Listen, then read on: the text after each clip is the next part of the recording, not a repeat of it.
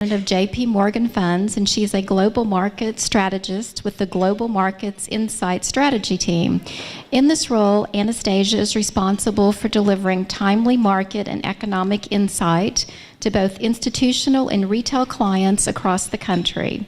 Anastasia has appeared on CNBC, Bloomberg Television, and is often quoted in the financial press.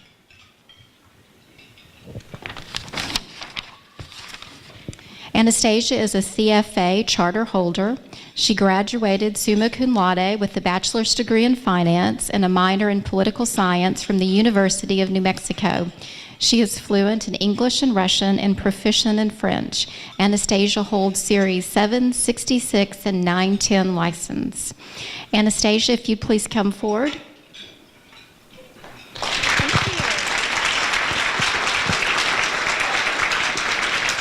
Thank you. Thank you very much for the kind introduction, and good morning, everybody. How's everybody doing this morning? Great. I guess you can blame me for this wonderful weather we're having. I brought it back from the East Coast, so we'll start with that. But I think I'm going to warm things up today because the topic of my presentation is the year of the U.S. consumer. And full disclosure, my husband works for a small producer here in Texas, so I show him the topic of this presentation. Somehow he doesn't believe me. I don't know why, because we're in Houston, right, and oil is down about 50%. But he tells me I have some explaining to do. So explain I shall. This is the year of the U.S. consumer. So there's a couple of things I want to talk about today. Let's see if I can work the clicker. This is the year of the U.S. consumer. But strangely enough, the year of the U.S. consumer does not always translate into the strongest market returns. We do believe the stock market can do well, but not as well as they did in the past. And the thing that I also want to close with is that if it is the year of the U.S. consumer, but it's not necessarily the year of the U.S. stock market, then how do you invest in 2015? So stay tuned for that. But why do I say this is the year of the U.S. consumer? I think I've said it enough now, right? But if you think about what President Obama had to say during his State of the Union speech, and actually, how many of you have listened to the State of the Union speech, just so I know? About half the room, which I think coincides with national statistics. About 50% of the U.S. audience listened to the speech. Whether you loved it, whether you hated it, whether you liked it, you loathed it, or didn't listen to it at all, the theme of that speech was middle-class economics. And what the president said is that the shadow of the crisis has passed. And this is the chart that confirms that. So, apologies. That was nice. I'll stand here. How's that? So this is the chart that confirms that. What you're seeing on this chart is consumer confidence going back all the way to 1972. And consumer confidence, as you might imagine, fluctuates all over the map. The gray bars here represent recessions. And if you look at where consumer confidence has been since the last recession in 2008, 2009, it has been recovering ever so slowly. 6 or 7 years have passed, and we just now are seeing levels of consumer confidence that are finally above the average. The average reading is about 84, 85, but look what happened in December of last year. Finally, consumer confidence reading is as high as we last saw it in January of 2004, maybe January of 2007. So that is telling. That actually tells us that there is a level of conviction in the average U.S. consumer to say, yes, you know what, this economy is doing better. So the question probably we'll have then is, why now? Right, why all of a sudden in 2015 that is the case? So when we think about what drives consumer confidence, it's really 4 things. And we summarize that in the box there. Gas prices, home prices, stock prices, and the unemployment rate. So when you think about what happened in 2014 and 2013, all of those things have finally started to move in their respective right direction. Gas prices fell a lot. Home prices rose a little, stock prices did quite well, and the unemployment rate fell quite measurably. So you've heard a lot of talk saying, you know, gas prices are really what's fueling the U.S. consumer confidence. It helps, but it's not the only factor. So the most important factor is actually the unemployment rate. So let's go through some of those things in a little bit greater detail. So the unemployment rate. Janet Yellen today is testifying in front of the Senate Banking Committee, and she's saying that the labor market indicators are improving across the board. Well, here's just one measure. The gray line represents the unemployment rate. And you can ask me later, is this really the true number? We all know it's not the true number, but you know what? It's the best one we got. So if you look at the unemployment rate, it's down to 5.7%, down from 10% that we saw during the peak of the crisis. And if you look at the orange line, that represents wage growth. So something you notice is that there is a strong relationship. There tends to be a strong relationship between the unemployment rate and wages. For example, the unemployment rate declines in the late 1980s, wages move up to about 4% average growth. Unemployment declines in 1990s, wage growth picks up. Same thing in 2002 through 2006, wages are up 4%, but look at what has happened today. The unemployment rate is down a lot, but wages are only up a little, about 2.2%. But for the US consumer, the fact that we're still more employed than we were at the peak of the crisis, that's telling. That, and you can still shop till you drop, because even though wages are only up a little, inflation is also only up a little.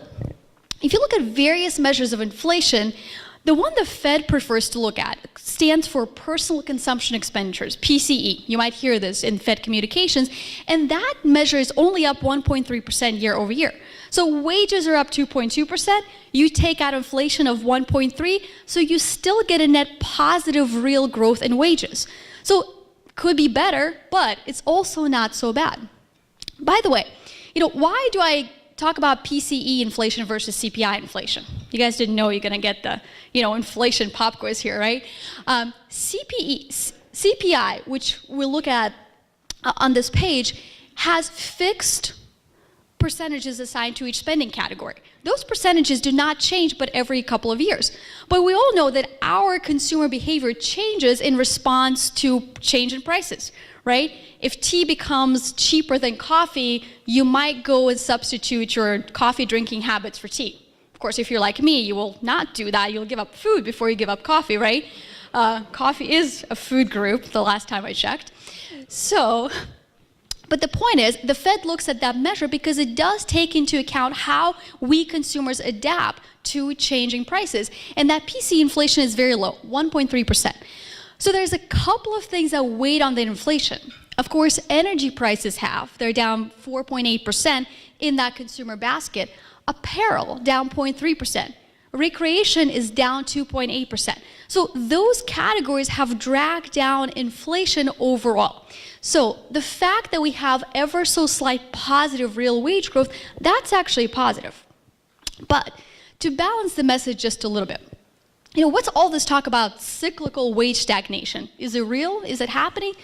It is real, and it is happening. It is true that all but top 5% of the population have not seen positive wage growth in the last 10 years. So what you look at in this chart is percentiles of the population based on income levels, the bottom 20, the next 20, the next 20, the next 20, and then the top 5%. So we had to break it down this way to find any category of the population that actually has seen, in inflation-adjusted terms, positive wage growth. So yes, it's true. If you're earning in the bottom 20th percentile of the population, you've seen a decline in your wages by about 8%. Maybe that is 5, maybe that is 3, and only the top 5% saw that wage growth of about 1% or so. So that sounds pretty dire. Why is that the case? There's a few explanations for that. Globalization is one of them. Technology replacing what used to be a job is another one of them. I don't know if it applies in Houston or not, but when was the last time you physically picked up the phone and called a yellow cab? Right? You know that commercial, if I don't have to talk to a human being, I will not talk to a human being, where the guy goes through the Enterprise parking lot, presses a button, the car's waiting for them? That used to be a job. The yellow cab, there's a hail a cab in Houston, or there's an Uber. If you don't have to talk to a human being, chances are you actually don't want to do that. So there is an app for what used to be a job. So that is very possibly the explanation for why wages for a large percentage of the population have not increased further. So here's another telling chart. If you look at earnings of a high school graduate, somebody with a bachelor's degree, and somebody with an advanced degree, 30,000, 56,000, 84,000. So there's a huge step up. The more education you have, the greater the wage potential possibly is. But there's another truth. If you look on the left part of the page, we look at the unemployment rates. But this time we look at them by your education level. If you are a college-educated consumer, your unemployment rate never went up to 10%. It actually peaked at about 4.2%.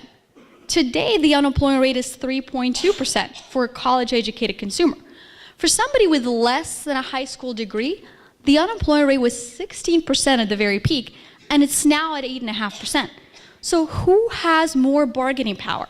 Somebody who is competing with a very, very small pool of unemployed people, or somebody in construction, for example, where the unemployment rate is still 10%, right? Certainly, somebody who's competing with a lesser pool has more bargaining power. So that actually sort of explains why it's only a small percentage of the population they've seen those wages go up. Because how many people in this country, what percentage of the people in this country have a college degree, would you say? Any guesses out there? 35%? Pretty close. 28% is the last number that I saw. 28% of people in this country have a college education. That's not a large percent, but that explains a lot. So, where do we go from here? Even though the unemployment rate for somebody with less than a high school degree is 8.5%, even though construction unemployment is 10%, it's also improving. So, first of all, this 8.5% was never 4.2%. And actually, if you look at where we are today, we're getting very close to employment levels that we last saw in 2004. So that tells me that this chart, combined with the fact that we've just seen the highest increase in hours worked last quarter that we have seen in about 17 years, combined with the fact that we're creating the greatest number of jobs, 261,000 jobs per month for the last 12 months, that's the pace at which we've created those jobs, that tells me that wage increases are coming. It has taken a while, but they are coming. So that's the unemployment rate. Unemployment rate is down. The other thing that's down are gas prices. I don't have to tell all of you in this room, right? But oil is down a lot, 50% or so. Gas prices have also declined from about $4 to about $2.20 a gallon today. So the thing about gas prices is if you think about the recovery that has been so far, it has been a recovery of what I would say is not an average consumer. It has been a recovery of somebody who has a stock portfolio, has a bond portfolio, who is college educated and has a job, right? But one of the things that gas prices do, they give the tax cut, they give the benefit to the people who arguably need it most. So if you look at the chart in the top left, here we show the percentage of your income, of your spending, that is allocated to gas prices. And we break it up into 5 segments of the population. So the lowest income earners spend the most on gas prices. So 12% versus 2%, almost 6 times more, is what somebody in the lowest quintile spends on gas prices. So let's do a little bit of math around that. So it's about $50 a month, maybe $750 a year. Do you think that matters to an average US consumer? You bet it matters. If you're making $50,000 a year, $50, $60 in savings per month is a big deal. I'll give you a personal story. When I first moved to Houston, oh, by the way, full disclosure, I live in Houston sometimes on the weekends.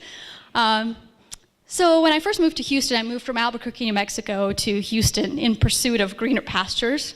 If you know anything about Albuquerque, New Mexico, it is a little bit greener in Houston. So I also traded in my 9-minute commute for a 39-minute commute from Houston to Woodlands, Texas. Anybody do that? Not recommended, really. So I'm commuting, and I'm spending about $200 to fill up my Jeep, right, per month. And this is in 2008. And then gas prices go from $100 a barrel to 140, right? Or the price of oil goes from 100 to 140. So my tank of gas goes from 200 to about 400. And I'm making $50,000 a year. I'm paying some student debt, I'm paying rent, I'm paying not much taxes. So I'm left with about $900 per month to allocate to gas and other expenditures. So all of a sudden, when I'm paying half of that to spend on gas, I'm left with $500 to spend on everything else. What does a girl do if she has $500 left to spend on everything else? Gets married.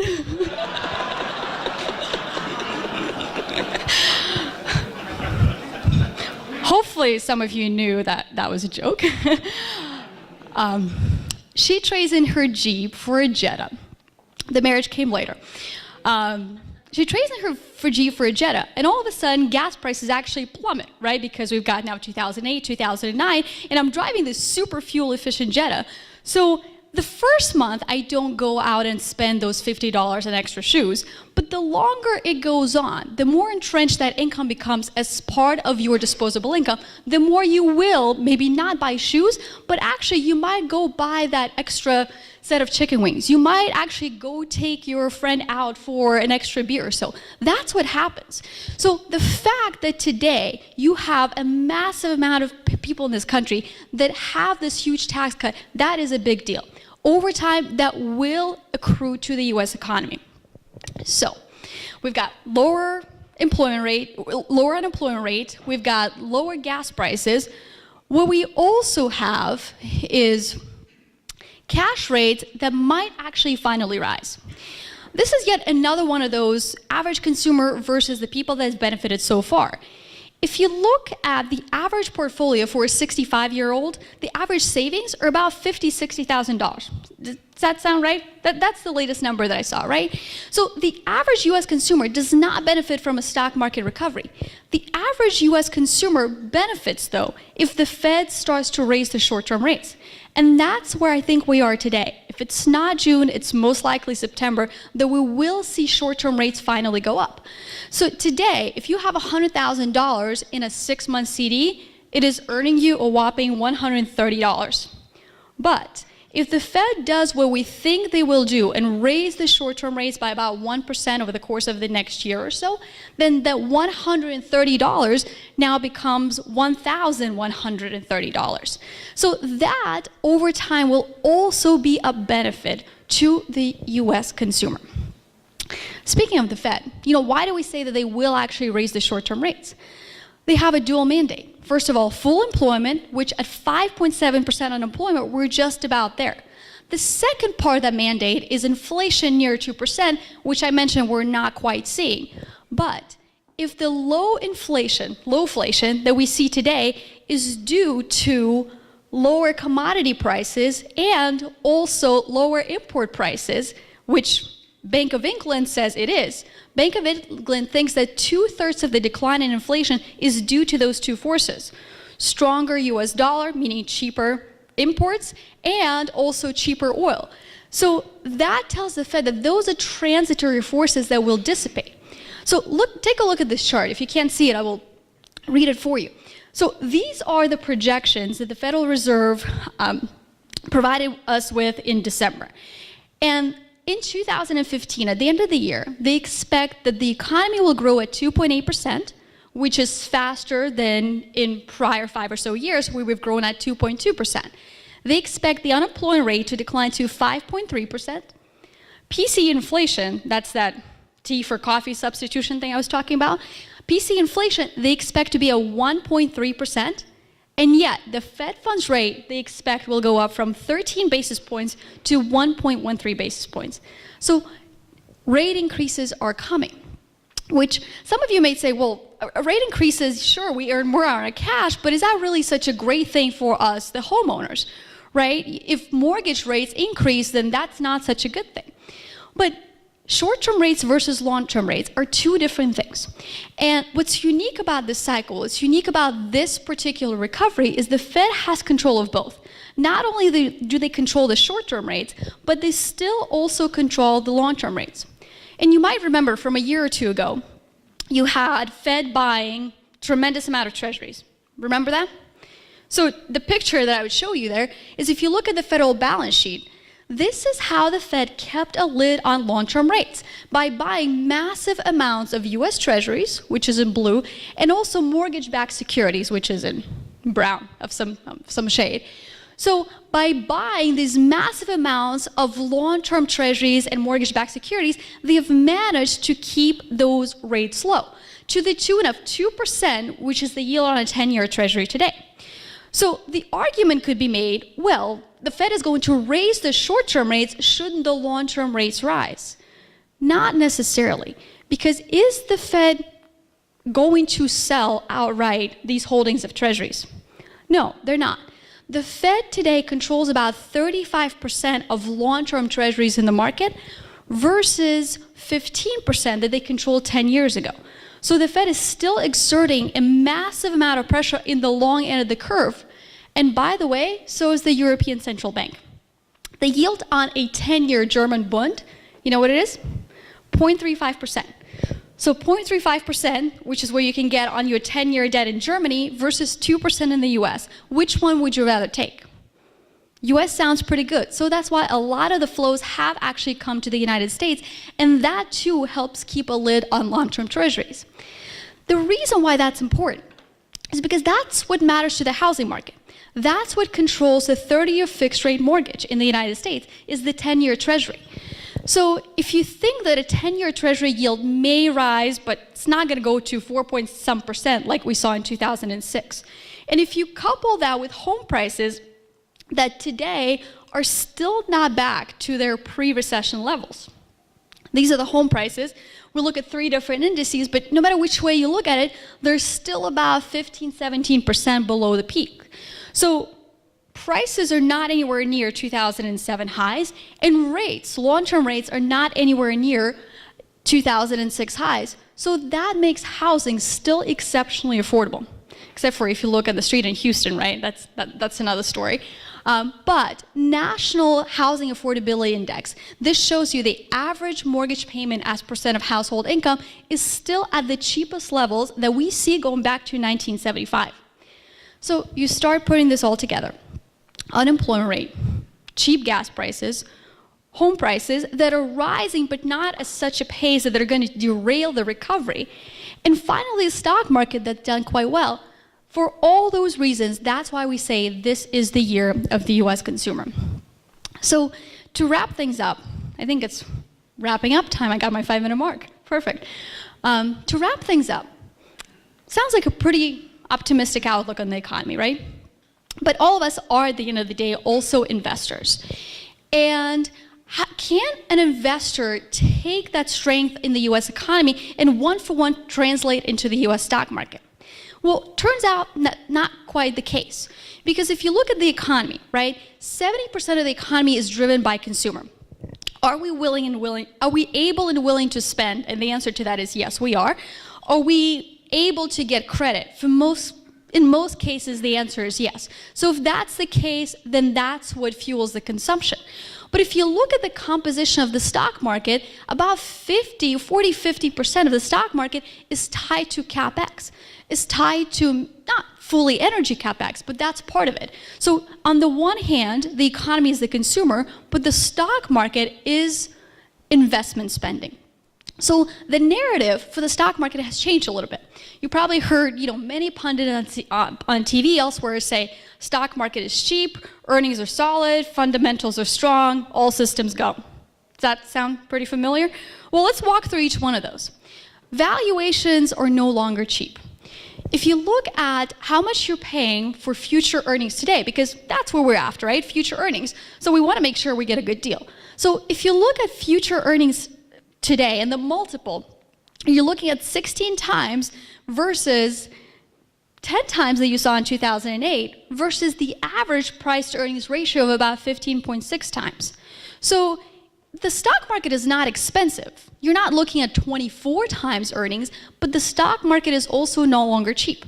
Now, that by itself doesn't mean that there's no more room to run, but what it does tell you is that there is a certain level of expectations that are now priced in, a certain level of growth that has to be met, and if it's not, that's when you can see market go the other way around. So it tells you that it's a loftier level of expectations. So that's the first thing. The second thing is earnings. We're used to 10% year-over-year earnings growth, which you could see if you look at the profit margins or if you look at the earnings growth. 10% year-over-year, steady, solid. But if you look at the last reporting season, we didn't quite get 10%. Even if you exclude energy, we got about 5 or 6%.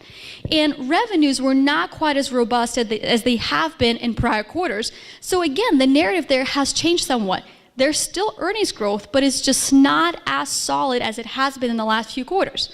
Now, if everything that I've talked about related to the US consumer, if that turns into even more economic and more earning strength over the next few quarters, then this narrative can change once again. But for now, I'm saying is temper those expectations because valuations are higher and earnings are actually lower. Now, the good thing is fundamentals are still very much intact. And if you look at the debt to equity ratio for the S&P 500 companies, they're not levered anywhere close to how they were in 2006. 200 times leverage versus 100, that's night and day. That's a big difference. But if I take a look at the small cap companies, what you actually see is the exact mirror image of that. The small cap companies are the ones that have acquired the leverage, while the large caps have delevered. Something to keep in mind. So, with that, do we just not see any opportunities in US equities or anywhere in the world? No, of course not. We do see opportunities in US equities, but I think what you have to do is you have to look under the hood. On average, at the index level, the valuations do not look compelling.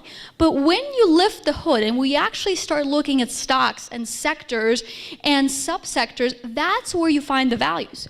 You know, if you look at the energy sector on its own, by the way, that PE ratio is 18 or 19 times. It is not cheap. But once you start looking at individual companies, you have clusters of companies that are quite cheap. So what I'm saying is be discerning and look under the hood. The last thing I will say, you know, how do you invest in 2015? The same way I would actually propose to you that you invested in 2014, 13, 12, and so forth. The most important decision that you can make or your clients can make is have the right strategic allocation. And maybe you've heard this a lot of times, right? Diversify portfolio, you know, just stay with it, it works. We say that for a very good reason, because it does work. So if you look at the last 10 years, pretty tumultuous last 10 years, right? And if you look at what the average diversified, not even actively managed portfolio has given you, is a 6.7% average annualized rate of return. That rate of return is probably what most of you need in this room to get to your retirement goal. So yes, there's Greece to consider. Yes, there's China to consider. Yes, there's the Fed. But at the end of the day, having the right strategic allocation is the most important thing that you could do. So with that, I think I'm out of my 5 minutes, but maybe I've reserved a minute or two for some questions. Anything that's on your guys' mind? Yes, please.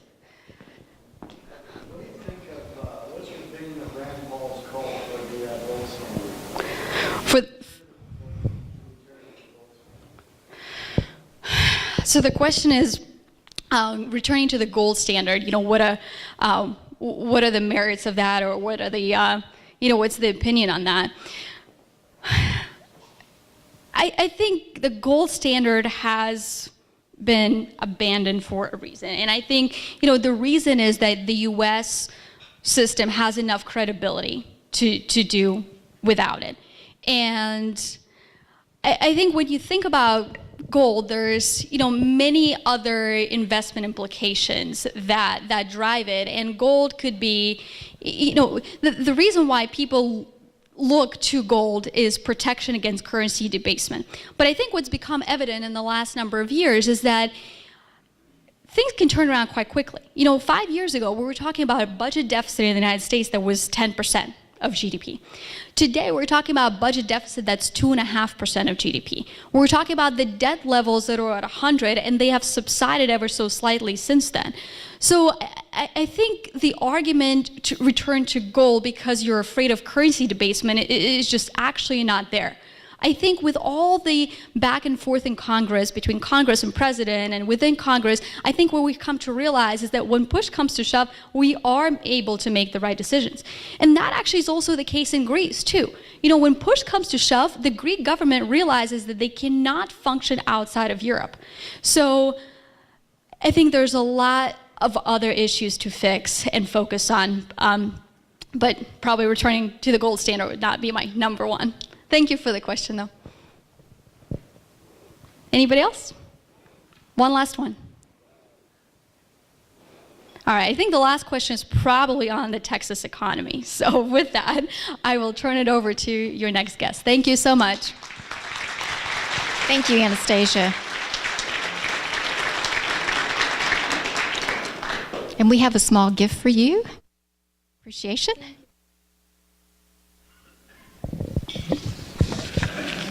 Okay, our next presenter is Pat Jankowski. He is a regional economist and vice president of research at the Greater Houston Partnership. He oversees the research department, which provides information gathering, data analysis, database management, economic forecasting, and mapping functions for the partnership's 5 divisions. Pat is a member of the Texas Economic and Demographic Association, the National Association for Business Economics, and the Commercial Real Estate Research Forum. Currently, he is the president of the Houston Economic Club, and he serves on the board of the Washington-based Council for Community and Economic Research. He received his economics degree from the University of Texas at Austin. Oh, I love that. Mr. Jankowski has worked for the Greater Houston Partnership and its predecessor, the Houston Chamber of Commerce, for 30-plus years. Welcome, Patrick.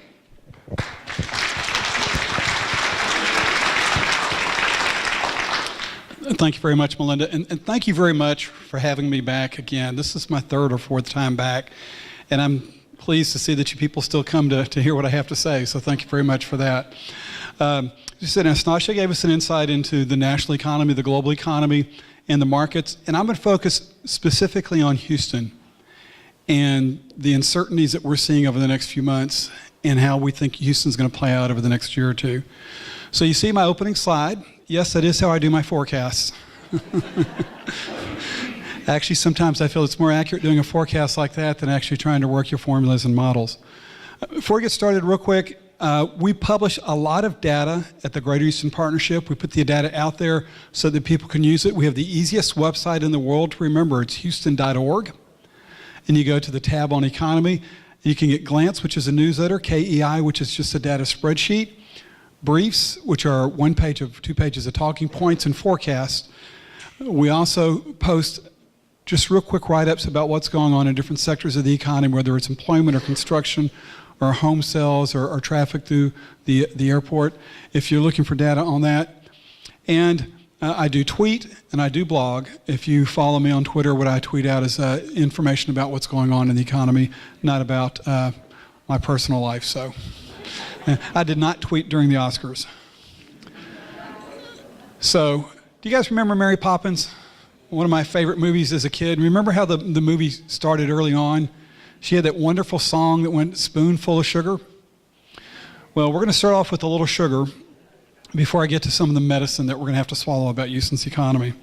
So let's start off with some sweet things that we can say about Houston.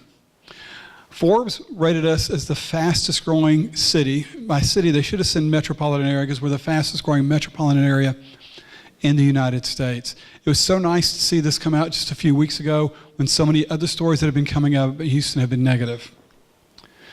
We've had this incredible period of economic growth. I don't know if I shared this with you last time, but we have a $517 billion economy. Think about that, $517 billion in total economic activity. Another way to say that is that we work in a $500 billion economy. Think about a $500 billion economy. If we were an independent nation, and I like that idea, we would have the world's 25th largest economy. And if you also note, you can go back to 2008, which was prior to the downturn, insert where we are now, you can see that we've added $100 billion in economic activity. Our GDP has grown by $100 billion. To kind of put that in perspective, the bar on the right is Austin. So in essence, the growth that has occurred in Houston since 2008 is equivalent to the size of Austin right now.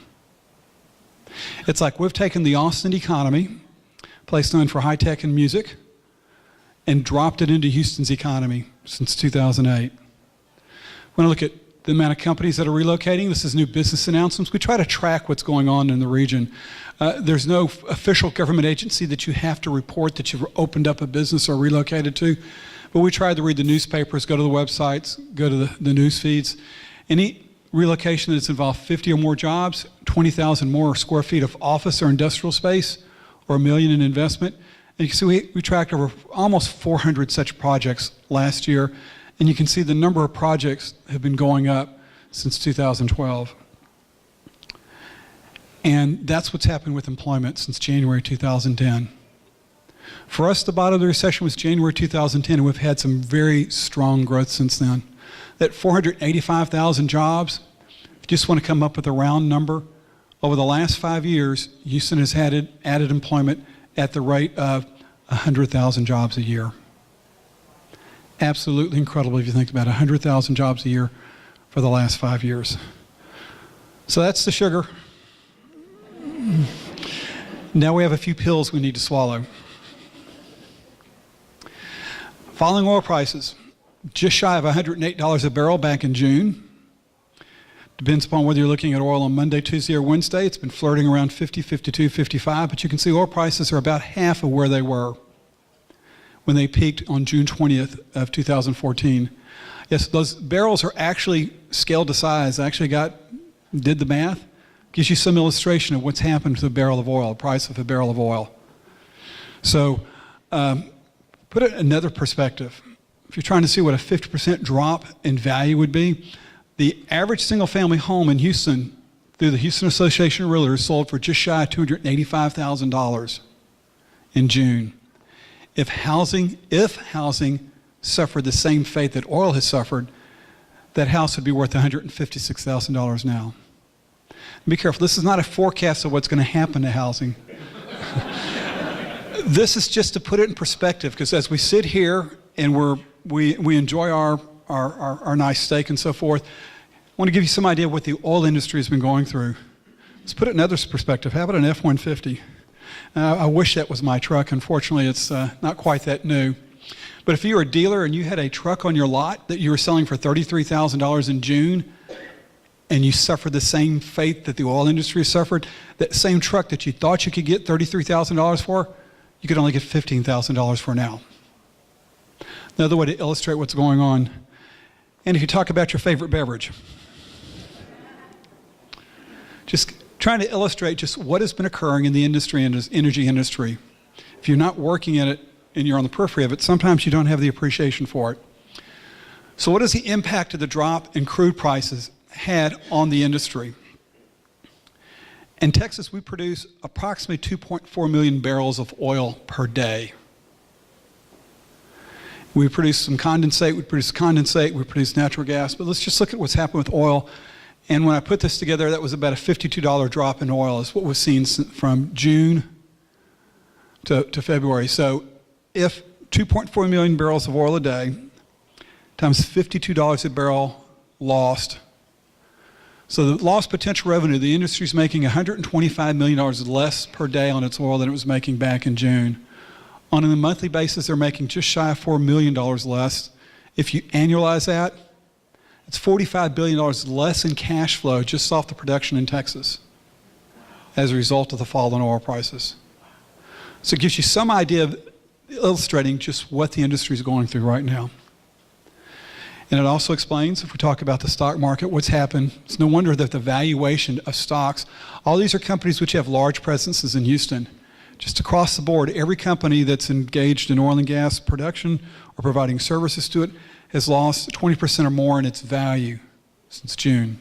The only one that hasn't is ExxonMobil, which is obviously one of the largest companies in the world. Somehow they've managed to hold up better than the others. So how did we get in this predicament?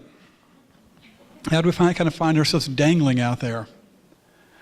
Well, to put it bluntly, we only have ourselves to blame. We did this to ourselves. We did it because we found a way to get oil out of almost impermeable rock. We've done it through horizontal drilling and fracking. I mean, it's basically a story of American ingenuity and American know-how and American entrepreneurship, just the very efficient way of doing business, because we've not seen production growth elsewhere in the world that was seen in the U.S. If you look at that chart right there, we are producing almost 4.5 million barrels more per day than we were producing just in 2008. Think about that. We have almost doubled our production since 2008.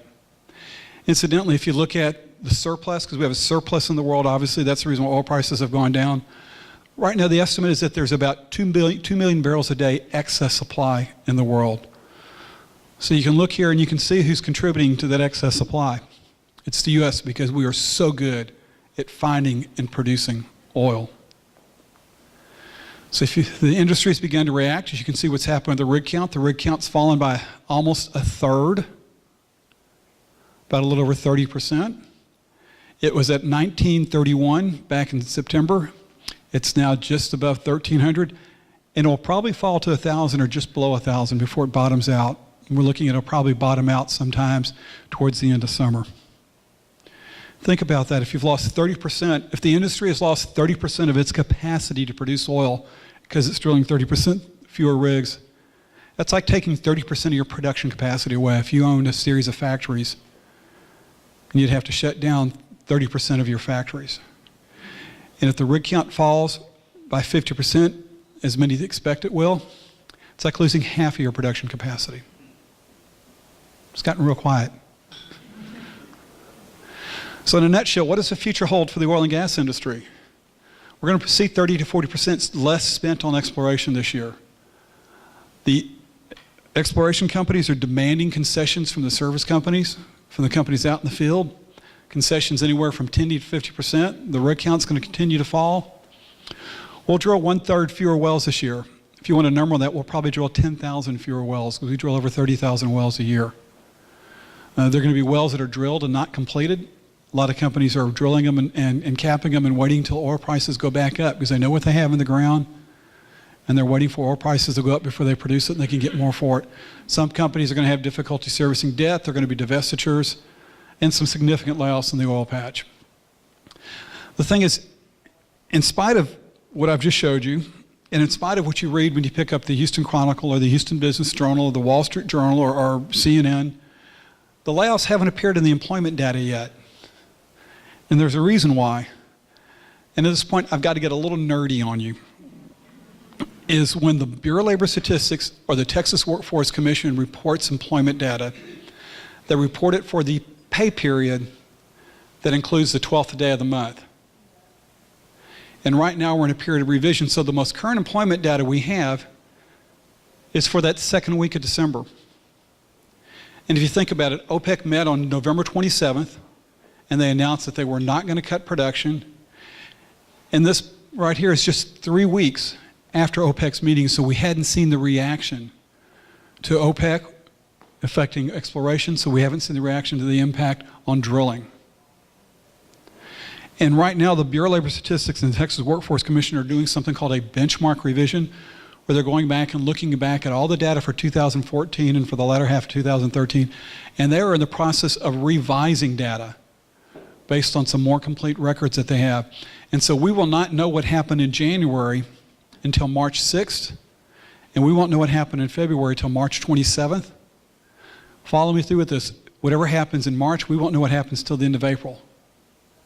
So we really want to understand what's happening with employment until we get sometime this summer, and then we'll have some idea of what's happening.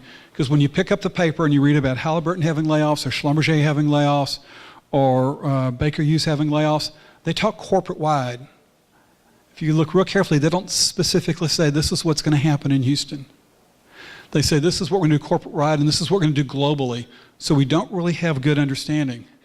You know, we know the layoffs are coming. It's being covered out there. But the layoffs, they follow a certain pattern. The layoffs always start out in the field. Think of it, we're drilling 600 fewer rigs working. out in West Texas, out in the Permian Basin, in the Eagle Ford, in the Bakken, and the Niobrara, all over the U.S. And so when you have fewer wells being drilled, fewer rigs working, you need fewer crews. If you have fewer crews working those rigs, you're going to realize that you don't need as much replacement equipment. You don't need to as much, you put off upgrading your equipment. So the layoffs start in the field, they move to the factory floor, eventually they impact the corporate office, and ultimately it'll affect outside the oil and gas industry in the Houston economy. The problem is that demand's not going to rebound soon. If we had strong growth overseas, we could quickly sop up that extra 2 million barrels a day in excess capacity. But we're not going to see that demand. So the question is, with this downturn that we're going to see in the oil and gas industry, how is that going to impact Houston? And I want to give you 3 different examples, because we have 3 very distinct periods of growth in Houston corresponding to extremely different ways oil prices behave. We have the 80s, we have the 90s, and we have the aughts to the teens. Let me go through that real quick. This is what happened in the 80s. If you want to read, the blue line is the price of oil, the red line is what's happened with employment. And you can see that oil prices and employment followed each other fairly closely up until about 87, and then they split off. We peaked at 1.7 million jobs in January of 82. We got down to around 1.49 jobs in 86. And then it took us to the end of the decade to get back to where we were in 82. I mean, the 80s was a devastating recession. I began my career here in March of 81. In the 80s, we lost 221,000 jobs. We lost 1 in every 7 jobs in the region. And I bring this up because I'm trying to let people know we are not about to see a repeat of the 80s. And I'll get into some more detail on that for why, but this gives you one way when we were very closely tied to oil prices. Look at the 90s and look at the blue line again. Once again, the blue line is oil prices. That peak that you see right there is the Gulf War, the first Gulf War. But you can see oil prices throughout the entire decade of the 90s very seldom got above $20 a barrel. The average price for a barrel of West Texas Intermediate in the 90s was $19.19 a barrel. Think about it, $19.19. Yet look at the red line, and look at what happened with the red line. You went from 1.7 to 2.2. We had oil prices which averaged less than $20 a barrel, yet this region still created 500,000 jobs. Think about it, we created 500,000 jobs in the Houston regional economy, even with very, very weak oil prices. And of those jobs, only 1,500 of them were in the energy industry. We had almost no jobs in energy, and that's the reason why you hear people talking about the graying of the workforce and this big gap in the industry to where there are a lot of older people and a lot of younger people, but there's no one in between. That's because we let a lot of people go in the 80s and we went a whole decade without hiring them. And then look what's happened in this other very distinct period of oil prices. We had oil start to pick up, and then we started to see employment pick up. The blue, once again, is oil. The red is employment. And you can see when oil spikes, Houston booms. When oil slows down, and this is right here is associated with the Great Recession. But once again, we're back growing. The point I'm trying to make is we have found a way we can grow without high oil prices.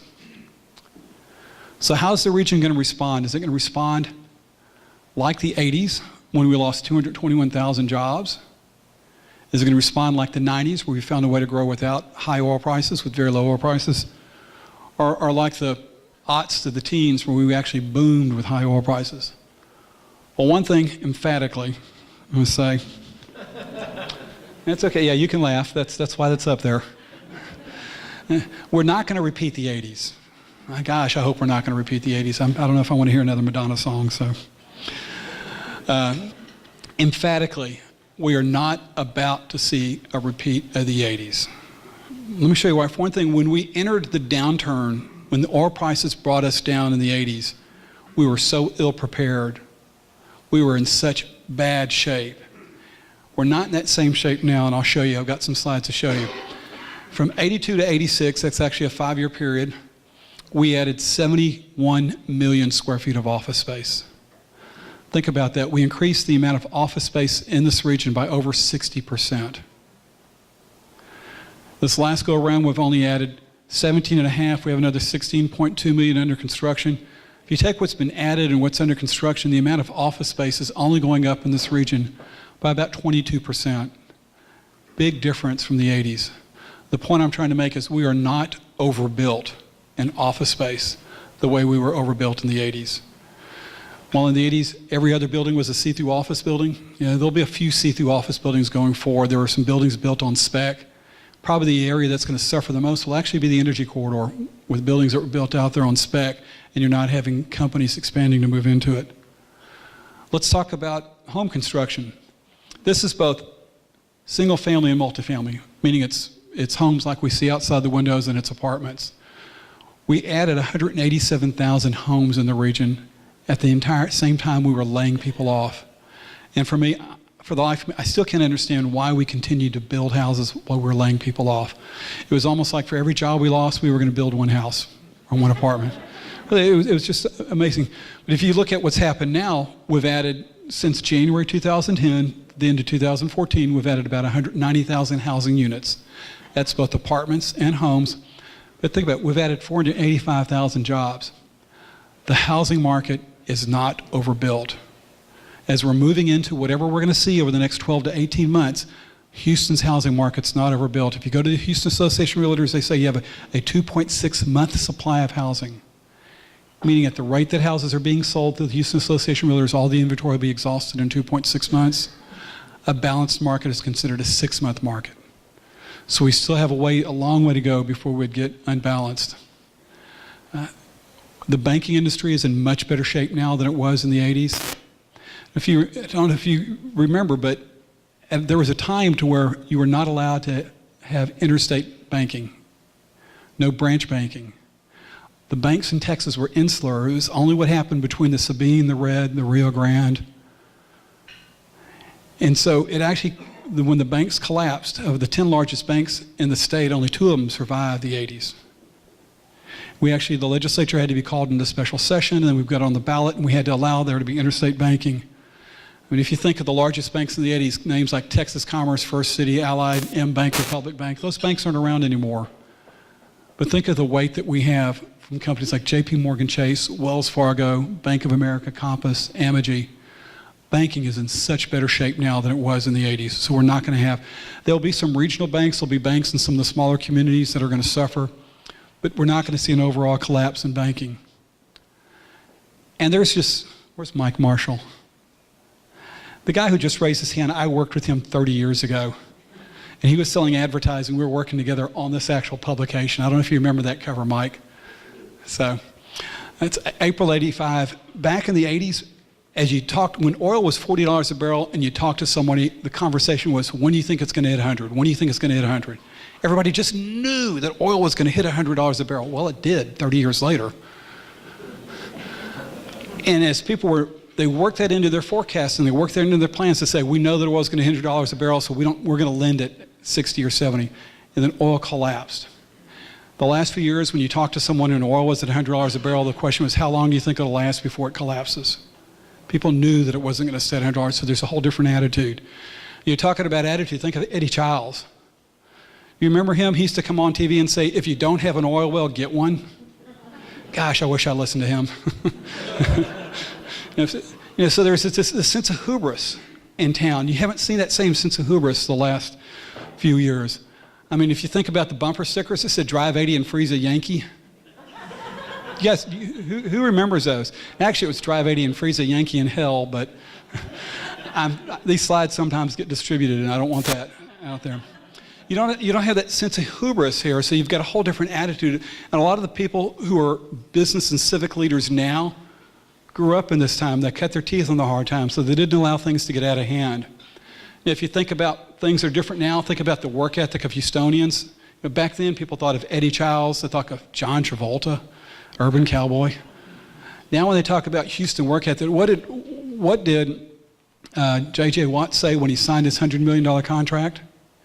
He said, I'm going to prove that I'm underpaid. I'm going to work so hard that I'm going to prove I'm underpaid. Or when Craig Biggio, our first Astro, made it to the Hall of Fame, what did he say? He said, my goal was never to make it to the Hall of Fame. My goal was just to be the best baseball player I possibly could. It's a whole different set of attitudes now than the 80s, and those attitudes are carried forward. And that's one reason why we're not going to have the same problems that we had. It's not to say there aren't going to be layoffs, not going to say there's going to be some pain, but we're not going to see the collapse. We're not going to see the job losses like we saw in the 80s. So where is Houston headed? I hope you guys know who that is on the horse. Anybody here not know who that is on the horse? Okay. So where is Houston headed? The partnership issued a forecast in December on the assumption that the rig count would fall by 500 rigs and that exploration expenditures would fall by 25%. Well, we're already over 600 rigs, and exploration is probably going to be cut by about 30 to 40%. So that forecast of 63,000 roughly jobs is probably too high, but it's too soon to revise that forecast, because remember I told you we don't even know what happened in January with employment. We don't know what happened in February. We don't know, so the partnership will probably come out with a new forecast sometime this summer. But there are two economists that have kind of put their necks out there. And Jesse Thompson with the Fed is saying about 50,000 jobs, and Bill Gilmer is saying about 40 to 50,000 jobs. And remember I told you in the 90s we created 500,000 jobs over 10 years. That's about a 50,000 job average. Now, what this is suggesting is maybe what we're going to have this year is just, we'll go back to the mean, we'll go back to the average. Now, we're going to see slower growth, and we're going to see growth in all sectors, but it'll be slower job growth. And the losses this year will primarily, they're going to be in exploration production and oilfield services and durables manufacturing. You know, there's enough momentum for us to get through 2015, okay, in 2016. Don't want to do a forecast on that until we start to see what August and September is going to look like. So this bar chart right here lets you see the long-term average going back to 1991, typical what happens with employment. I don't put the 80s in there because the 80s was such an anomaly. It's almost like ancient history now. But if you look over the long term, we only had 1 year where we really, really suffered over the last 25, and that was in 09. That was the Great Recession. That's when there was a global recession. There's nothing we could have done about that. But even in the years when we've had downturns, apart from the global downturns, the job losses have been fairly small and insignificant. Now I put the long-term average as 47.4. I mean, rather than carrying it to the other decimal point, just general rule of thumb, we had about 50,000 jobs a year. So how's Houston going to respond? You know, I've got my fingers crossed. I think we're probably going to respond more like the 90s going forward. Still 50,000 jobs a year. And if we do that pace, it means 5 years from now, there'll still be 250,000 more people living here.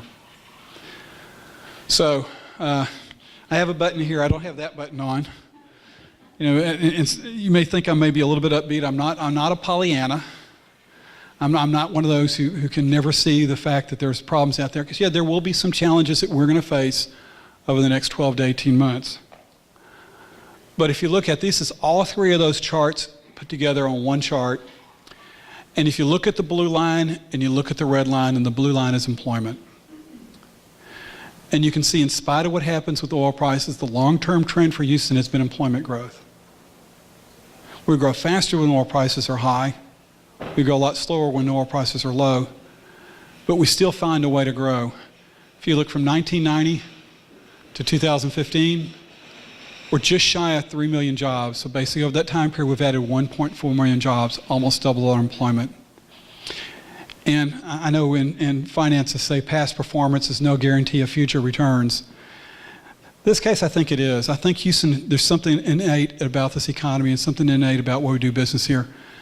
And I think even though may have some challenges over the next 12 months, the long-term outlook for Houston is still quite bright. Thank you very much. I think I have time for a few questions.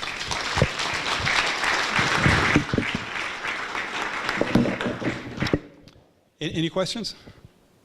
Yes, at the back.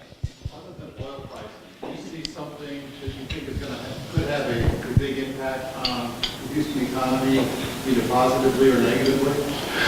One thing that's going on right now is there's a significant amount of construction which is still taking place. You're not going to get any financing for building a new office building, but there's still a significant amount of construction which is taking place along the Houston Ship Channel, across Galveston Bay and Baytown and Brazoria County, building these ethane crackers and all these other chemical plants. Those plants won't be finished till 2017 or 2018. So that's going to help carry us along. But the other thing is these crackers are being built here because they're expecting a long-term supply of cheap natural gas as their feedstock. Once those get up and going, they're going to start saying, hey, where's my natural gas? And even if oil prices don't recover, you're going to start to see drilling for natural gas again because they need to keep it in the pipeline to feed these ethane crackers. Also, there's a significant amount of municipal construction bonds, county construction bonds, school construction bonds, significant amount of construction which is going to be taking place in the public sector. And actually, this is a good time for them to do that construction because as the commercial market weakens, it'll lower the prices and they'll be able to get more for their money. So that's something which is going to benefit as well.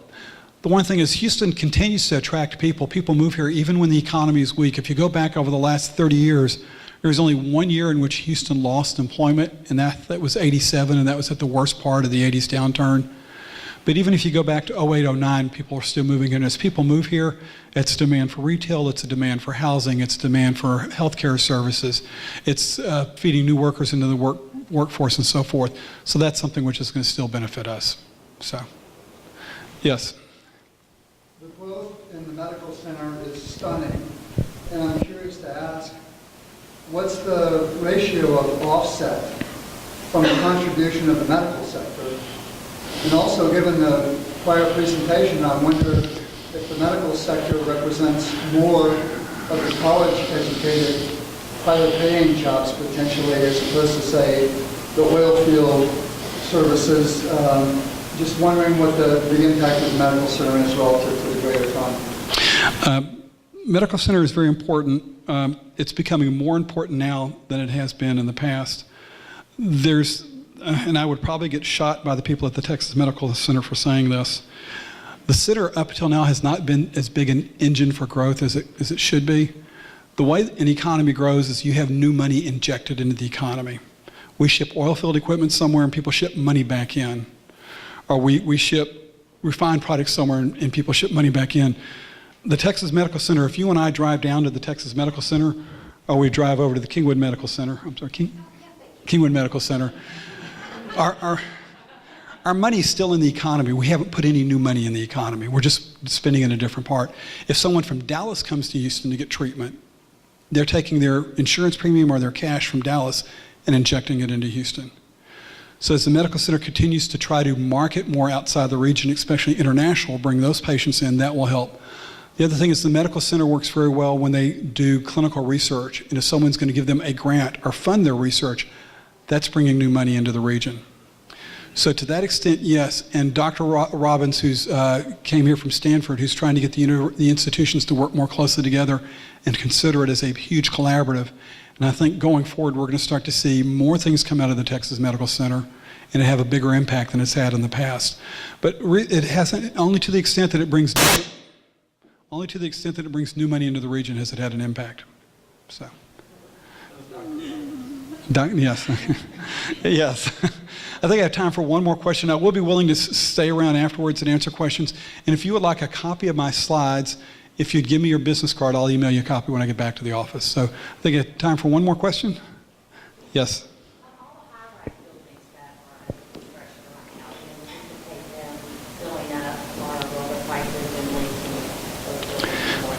Okay.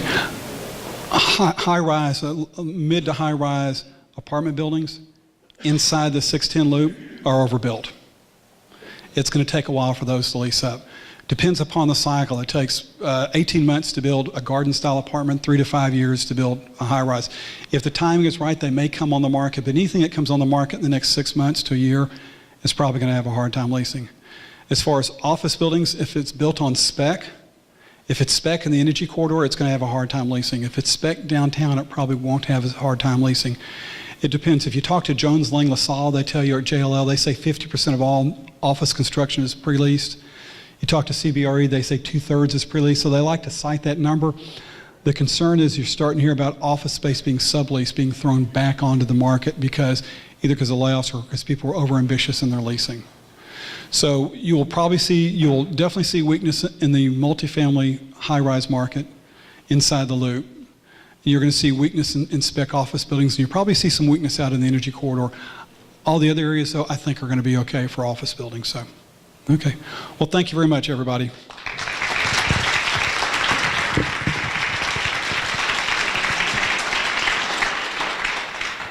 Small token of our appreciation. Thank you so much. Thank you. Okay, so if we could move on and ask we'd like to recognize our distinguished investors. And if everyone could please stand that's in that category. Distinguished investors. Corinne, Corey, Robert, thank you very much. So last year, the Lake Houston Area Chamber of Commerce began implementation of a new membership structure which offers exciting new opportunities at each and every level. At this time, I want to take a moment to recognize the following distinguished investors who have made this transaction. Please stand as I call your name. Citizens Bank, Humble Banking Center, Premium Investor. Thank you, Jamie.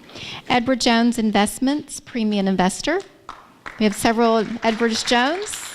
And our presenting sponsor, thank you. FFG Strategic Consulting, LLC, Engineering Solutions, Premium Investor.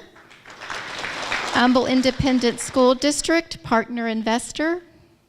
Saw a guy here. Joyner Architects, Premium Investor. Lone Star College, Partner Investor. The Observer Newspaper, Executive Investor. There you are, Corey. And finally, Third Coast Bank, SSB, Premium Investor.